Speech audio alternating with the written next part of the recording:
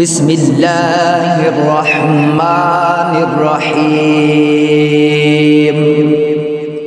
اللهم صل على سيدنا ومولانا محمد صاحب التاج والمعراج والبراق والعلم دافع البلاء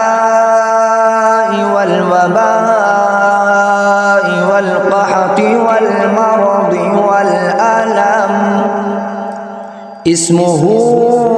مكتوب مرفوع مشفوع منقوش منقوش في اللوح والقلم سيد العرب والعجم جسمه مقدس معطر مطهر منور منور في البيت والحرم شمس الضحى بدر الدجى صدر العلا نور الهدى صدر العلا نور الهدى كافي الورى مصباح الظلم جميل الشيم شفيع الأمم صاحب الجود والكرم والله واصمه وجبريل خادمه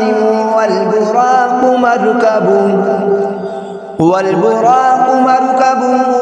والمعراج سفره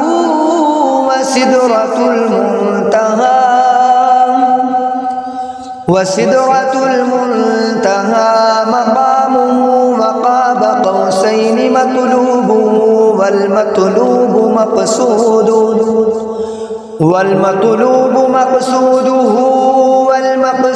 موجوده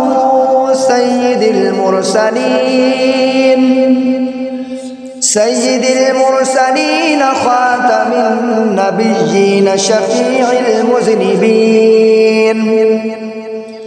شفيع المذنبين أنيس الغريبين رحمة للعالمين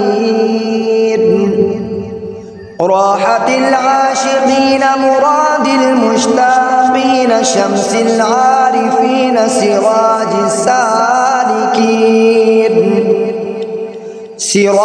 السالكين مصباح المقربين محب الفقراء والغرباء والمساكين سيد الثقلين نبي الحرمين إمام القبلتين وسيلتنا في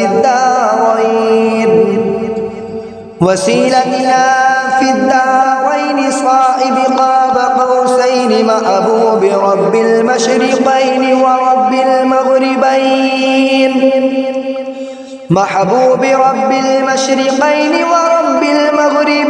جد الحسن والحسين مولانا ومولى الثقلين أبي القاسم محمد بن عبد الله نور من نور الله يا أيها المشتاقون بنور جماله بلغ العلا بكماله كشف الدجى بجماله حسنت جميع خصاله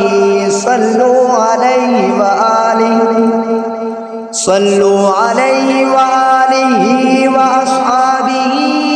وسلموا تسليما.